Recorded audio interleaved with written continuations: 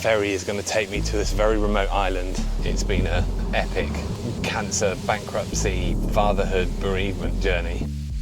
I'm having these flashback panic attacks. It kind of feels like you're about to be trampled by a herd of elephants. I think the only thing that really works is knowing your fear. Oh my God, there's actually a reindeer in the middle of the road.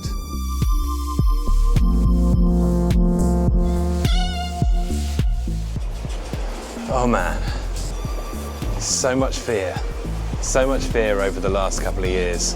One crisis to the next. It feels like it's the first time in 2 years that the blue lights stopped flashing, that the sirens stopped wailing.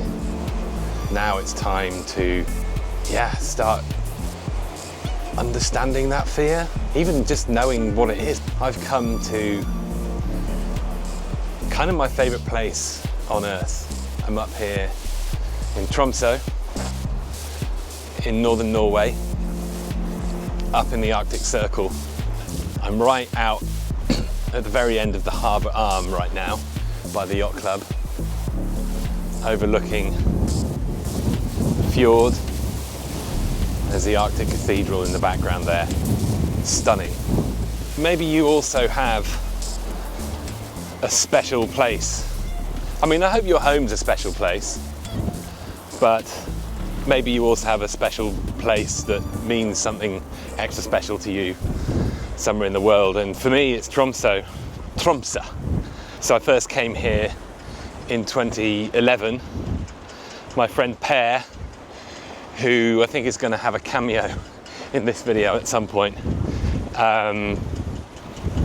he invited me to play at this festival here called Insomnia.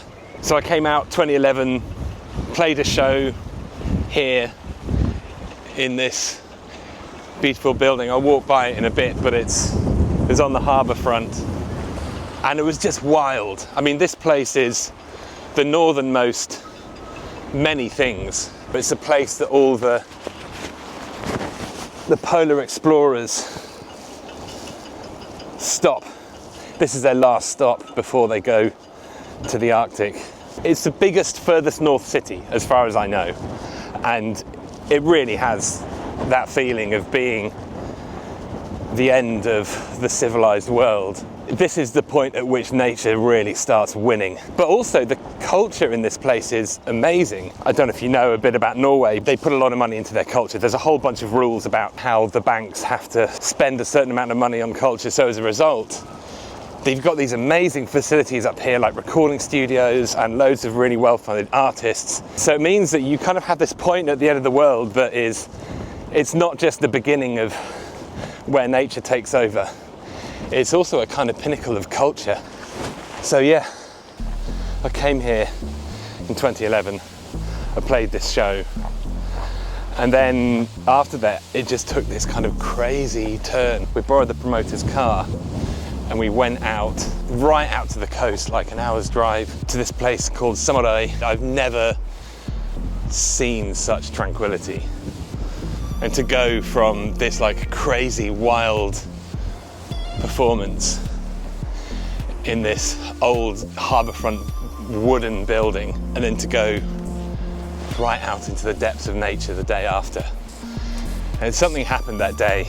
I don't know what the hell it was, but well, here I am now. I've been trying to come here pretty much every year since then, and it's become a ritual. And what I really need now is my sacred places and my rituals, because there's so much to unpick from the craziness of the last 2 years. And yeah, it feels like my job now is to just understand this fear. There's been so much fear, and I've been stuck in crisis mode, coping mode, survival mode for 2 years. And now, finally, the blue lights have stopped flashing, and now it's time to process all of that fear. The purpose of this video really is to share a bit about where I'm at, maybe some of my thoughts on fear, some of my experiences. Maybe this is useful to you, and also I get to show you some really cool nature. Later today, my friend Per, he's going to take me to the airport to pick up a car. Then I'm going to drive to a little ferry port. I mean, there's not even a building there, it's just like a pier. And then a ferry is going to take me to this very remote island, and you can only get there by ferry.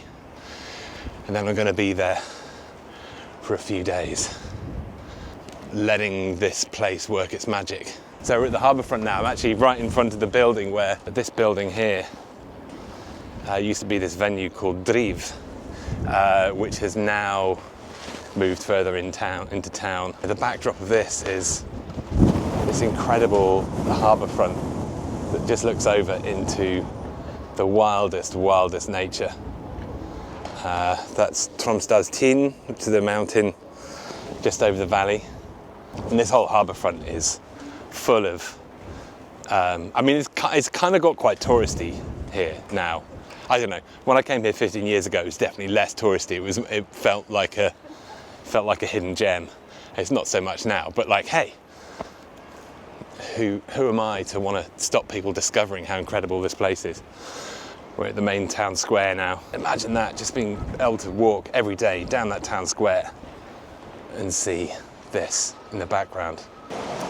Okay, we're off to meet Per, who's going to take me to the airport to pick the car up. Man, it's so good to travel and see old friends. Hello. Hello there. Hello. Do the scenic road. Oh, nice. Are you going over the top? I'm always going over the top. Yeah. With everything. Yes. Yes. We're always going over the top with everything.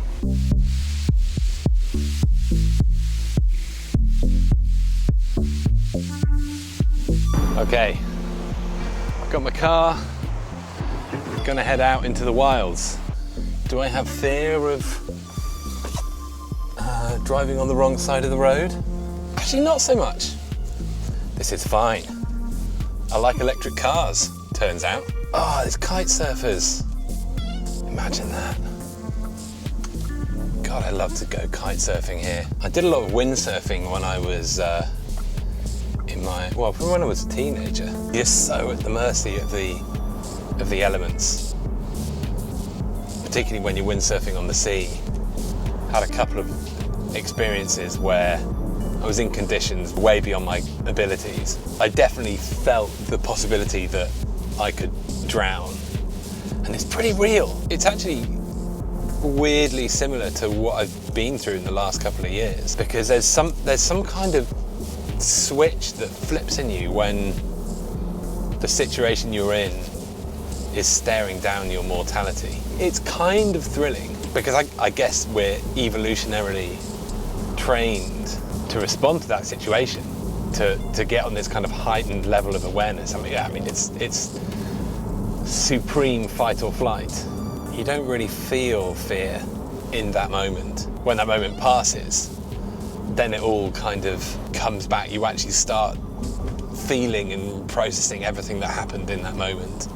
And that's kind of where I'm at now, really. But instead of it being, like a 2-hour windsurfing session that got a bit dicey, it's been an epic cancer, bankruptcy, fatherhood, bereavement journey. And it's weird what the body does.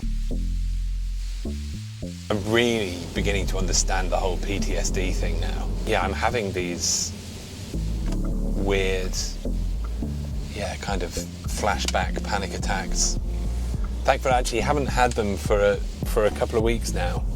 But I went through this period a few weeks ago, and it would just come out of nowhere. It's pretty unpleasant. It kind of feels like you're about to be trampled by a herd of elephants, or it's like this really immediate sense of threat, and you kind of end up hyperventilating, and you get super twitchy. In those moments, I was really aware of what was going on. It was weirdly sort of schizophrenic. 50% of me had this real lucidity that I knew exactly what was happening, and knew exactly why it was happening, but I was also completely powerless to stop the physical process and the psychological process. Yeah, 50% of me was just like, yeah, this is okay. This is exactly what I should expect to be happening. In a way, it's great that this is happening, because it's my body processing this, 2 years of metaphorical flashing blue lights and sirens.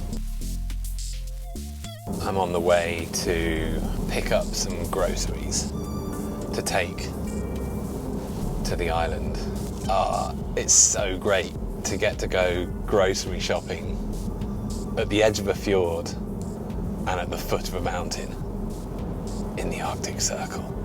Here we're coming up to Eidfjorden and Eidahandel, which is a great place on Kvaløya to pick up groceries. Here we go. First electric driving experience. I like it. Okay. Groceries acquired. Let's head to the ferry port. The things that have happened have been so big, and the response, my response to it has been so, well, it's, a big response to a big situation. It's kind of been a perfect experiment in fear. And one thing it's made me realise is how much fear holds me back from, has always held me back. There's a bajillion videos on YouTube about how to overcome your fears and all these different strategies and frameworks. I'm not sure they're really that helpful. I think the only thing that really works is knowing your fear, giving space to just getting to know how it operates in your life. That's one of the great things about going through all this crazy stuff all together, is because it became so obvious, and it's so clear to me now. The way that operates in day-to-day life, it's below the kind of noise floor of all the other stuff that happens in your life, so you don't really feel the impact.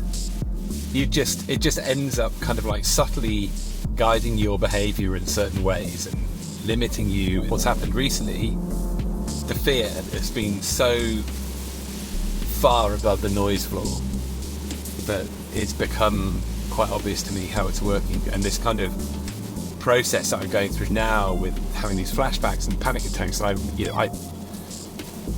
want to go get a diagnosis for PTSD. I don't think that's going to help, because to me it feels quite clear what's happening to me and what I'm going through and why I need to go through it, and that going through it is what needs to happen, rather than somehow diagnosing my way out of it. It's such a gift to see how it's working.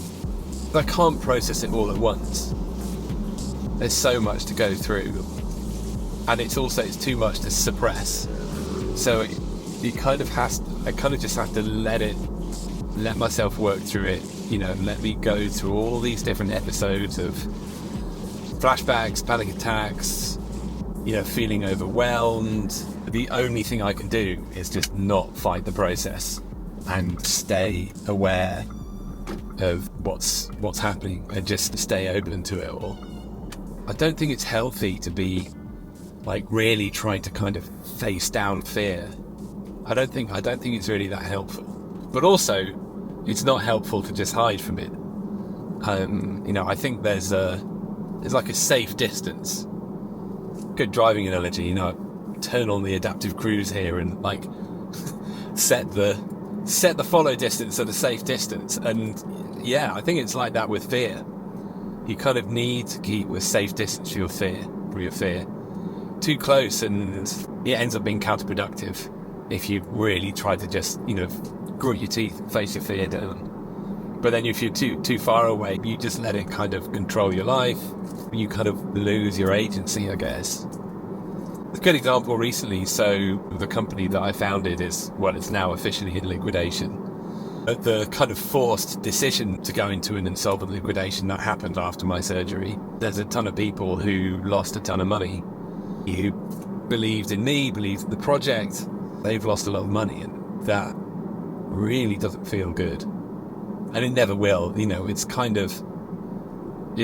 that will never leave me. It's not something I'll just I don't think I'll be able to move on from that completely, but I'll come into a relationship with it over time.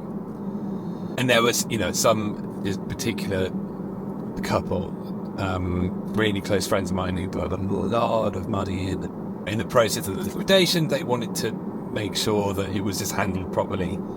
And I got so scared. I had so much fear around particularly getting in contact with them because I knew how much money they'd lost. I knew that was a really big thing for them. I wasn't able to do anything about it. And this kind of went on for quite some time. You know, just a couple of weeks ago, I finally, you know, the liquidation officially started to go ahead. And, you know, I finally reached out to them, said all the difficult things that you have to say to friends who backed you and believed in you and lost a life-changing amount of money.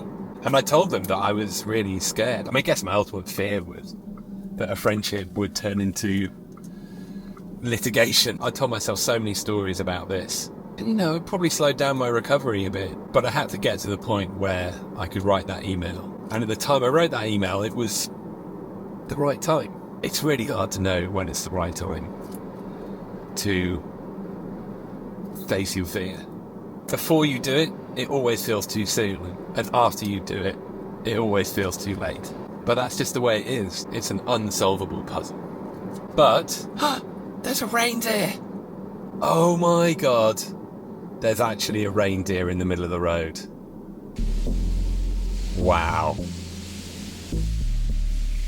Hello, mate. Look at you.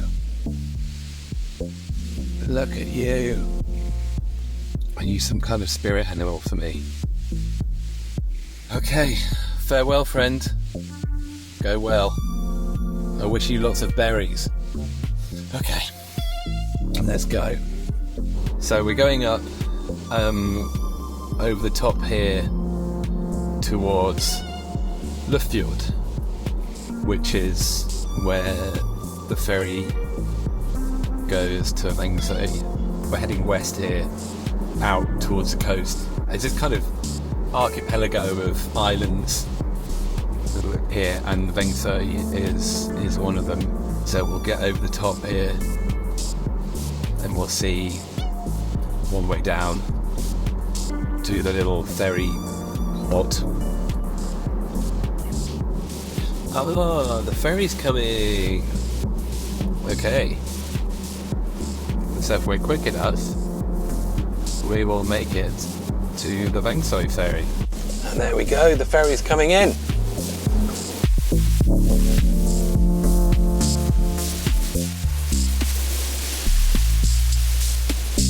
Okay, made it onto the ferry. Let's go to Tromsø.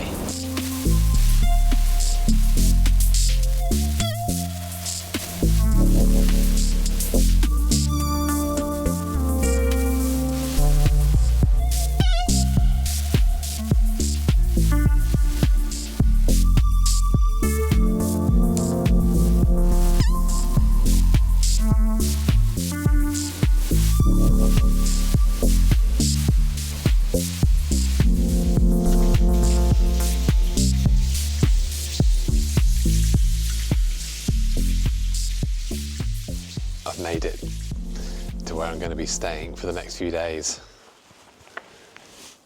This cabin here, I think it's an old fisherman's cabin. that now, of course, is a part-time Airbnb. It has a terrace that looks out into the wilds. This